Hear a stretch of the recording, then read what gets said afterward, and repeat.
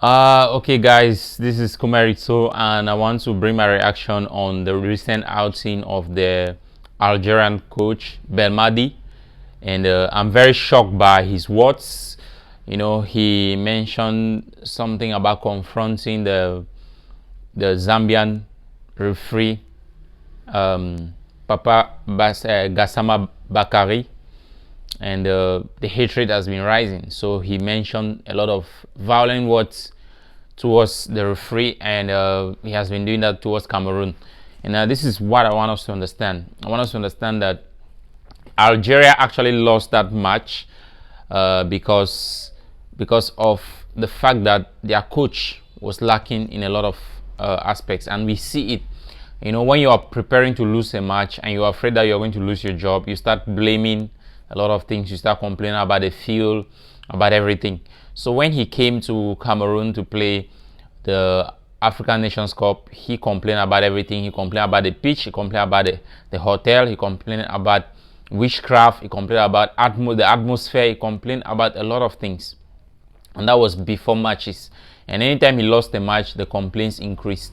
So we noticed something, that this guy has been acting as if he's insane. Like he's been so nervous. It looks as if he's psychologically traumatized by the losses in the AFCON competition, and this affected these qualification matches for the World Cup in Qatar 2022. So we see it in his outings, in his reactions, and we see him nervous on the bench. We see him very nervous, and this has been something that has affected the players, affected other people. Remember that the president of the Algerian Football Federation is against these views. He's not for the view that any loss by the Algerian team, they should blame it on the referees and all of that. So this nervous nature, this way of being nervous all the time and complaining doesn't help Algeria. It doesn't help Algeria because referees see it like they are trying to cheat. And truly they are the ones who are trying to cheat, because immediately after they scored their second goal against Cameroon, they started pretending that they had an injury. The players started falling down, wasting time here and there. So they were not ready to play again. They were just focused on wasting time, on tricking the referee and so on. And unfortunately for them, they lost focus, and Toko Ekambi kind of like equalized at that last minute, that 124th minute of extra time.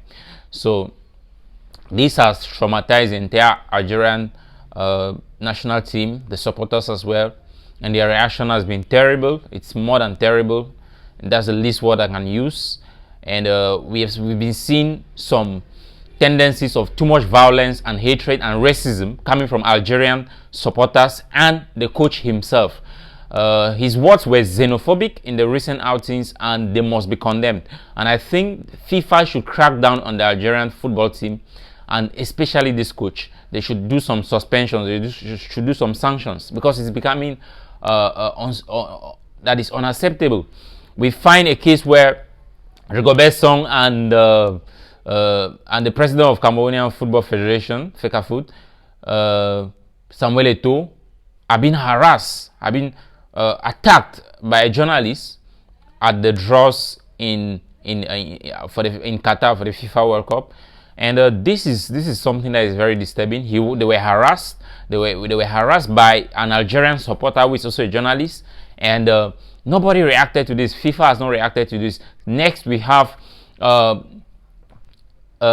supporters of Olympique de Lyonnais, who are Algerians, attacking Toko Ekambi. We remember of a Cameroonian who died in Algeria.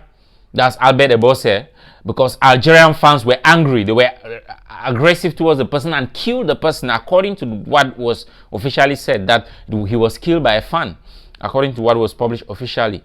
So he was killed by a fan with a projectile that was shot at him. But an autopsy proved that he was brutally killed. He was knocked down, he was hit, there was a hole in his head. A lot of things went on. We don't want to go back to that story, but I want us to understand that there's a repetition of violence from the Algerian team.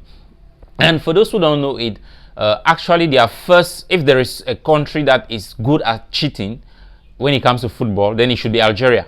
If there's a country that is good at trying to play gimmicks, it should be Algeria. But why are they so violent? That's why Rigobert's song was very clear on saying that if you don't want to play with people, if you don't have the spirit of fair play, don't even come and play. And that makes the difference between the two. We know of the first Algerian African Nations Cup that they ever won. We hear a story that is traumatizing. At least close to 9 players in the team have given birth to children that have infirmities, children that are malformed, which is as a result of drugs that were given to the players before the match by their Russian doctors that were in charge of them. So this is very disturbing, and FIFA has not done anything concerning that. CAF has not done anything concerning that. So these are things that are very disturbing. If we compare the two, Rigobert's song and Belmadi, we realize that Belmadi has been nervous all the way. He came to Cameroon, complained about the referee that had to referee the Cameroonian match, the Cameroon Algerian match in Japoma here in Cameroon. We noticed that he complained about the referee before the match, and after the match, because they won, he did not complain about the referee again. They went back quietly. And now when they lost the match in Blida, the first thing they did is that they blamed the referee, and that's something that is becoming a heritage, a recurrent action on the Algerian side. They are filled with fear, they are filled with panic, and this fear, this agitation on the coach is affecting the player psychologically, is affecting every other person, and it's not good for football. We see something with Rigobert's song. Rigobert's song was heavily criticized by Cameroonians, heavily trolled by Cameroonians as being mediocre and not being qualified, not having the CV that was up to that of the former coach Conceição. And Rigobert's song was like, okay, what do I have to lose? I just have to put in my best and wait for what will happen. So he was very calm, more composed, looking more like an old coach who is bailing you in the game. And this composure, this courage, this patience was transferred to the players. Even when they were losing at 120 minutes in the extra time, you see how Algerians are pretending to fall and doing all of that. And Vincent Aboubakar is smiling. It's like, come on guys, we don't need to do this. If you have won, it's okay. Then get up, let's play. So you see the kind of fair play from Cameroon. You see the way they were so jovial. And the hand of God came into it, and at the dying minute, they scored.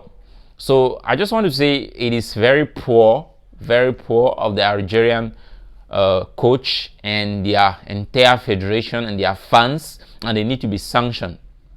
And just to remind you that the president of the club where Toko Ekambi plays, I think it's Olympique Lyonnais, has said that if that violence that was perpetrated against Toko Ekambi is repeated, he will resign. He will resign from being the president of that club.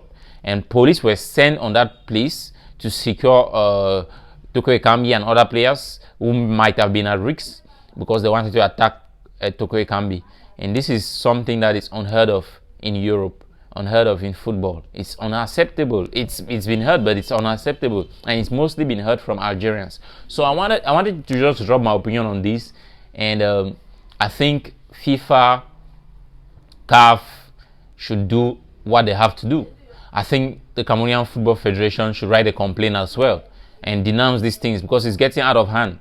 Very soon we will have Cameroonians being attacked, Cameroonian soldiers, supporters being attacked, and so on. So we don't want that to happen. Gasama, le Cameroun, la tête de Vincent Aboubakar, le but camerounais, but camerounais. Quand tu sais que tu es en danger, tu n'es plus en danger. C'est quand tu ne sais pas que tu es en danger, c'est là où tu es en danger. C'est de ça qu'il s'agit.